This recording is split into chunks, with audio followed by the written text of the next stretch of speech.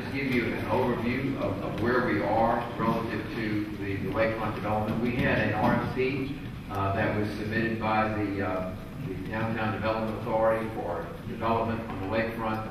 I went through the RFP process and went through a couple of submissions, evaluated those submissions, and came up with a recommendation of Cypress Group as the developer for lakefront. What they're going to show you basically, I believe, this afternoon is basically, there's going to be a few modifications to it, but they're going to show you basically what they presented in terms of their response to the RFP, solicit input from you as to how you would like to see the lakefront developed.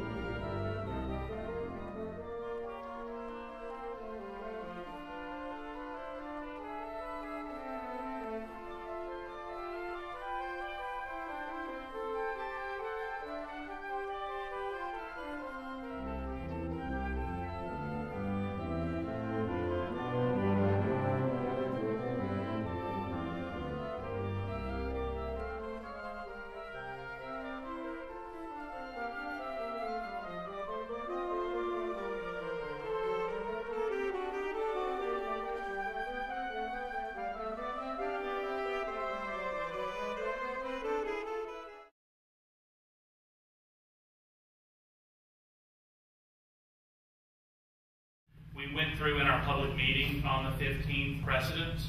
We presented to the audience that was there in our workshop the idea of mixed-use places and living above retail and shop fronts. And then we brought that all back and laid out and modified the submittal that we presented in the original proposal. Understanding now what the improvements are on the park and the marina and the lakefront itself, started to identify where the areas of development and activity are starting to happen. The purple edge basically is the retail edge, our commercial edge, identifying the corner here, the future hotel site or development site here in front of the Civic Center, identifying this intersection as a major node, as a retail restaurant corner, introducing retail and commercial along the lakefront, again identifying another major corner, and then retail and services along the gill, the new improved gill here, looking out onto the park. And the color differentiation here, the darker orange is all residential. The lighter orange is what we're calling flex. And that is basically a combination of live, work, and flex space that can either be residential or retail.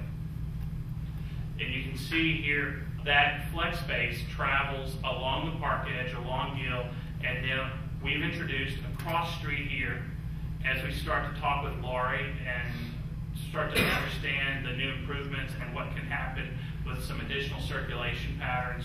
But we introduced a cross street here and preserved the diagonal in the DPZ plan that ties basically the amphitheater and the point back into Kirby and back into downtown. Looking at the upper floors, the darker orange, it's all residential above, and coming back into the idea of the plan, and that is the garage itself. We've lined the garage with residential, the garage entrance being here, and studying one off of Gill, so that it's both public and private, and then lining the garage along this new cross street that we've introduced with residential. So the garage is basically enclosed or camouflaged with the idea of this building or these living units around it. In the current plan that we have, we've got 306,000 square feet of gross square footage in the building itself, not including the parking garage. We have right at 30,000 square feet of what was shown in that purple as straight commercial. We have about 28,000 square feet of flex. So there's a total of about 57,000 square feet on the ground floor that is not currently labeled all residential. Currently, we have 212 residential units in this building. That's everything that's shown in the dark colored orange. Our original submittal was a 5-story building. We've studied the massing of the building and what we needed in order to make the project work and reduce some of the height out of the building. We've also taken the concept after some of the visual responses that we got in the public meeting of don't make this project look like one massive building. We're talking about almost 2.5 city blocks in size. And so what we've done is we've taken the cues off of Ryan Street and looked at the way Ryan Street basically is sort of modulated, and it feels like an evolved or a block that grew as time went by. And what we've done here is we've taken the facade, or what we like to call the street wall, and we've modulated that so that it feels like different addresses and different identities.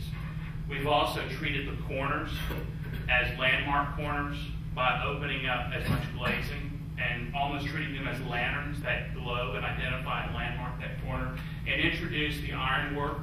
We went through a visual survey in the public workshop of what people responded to, and balconies were a big thing, awnings, ground-supported awnings, as well as bracketed or cantilevered.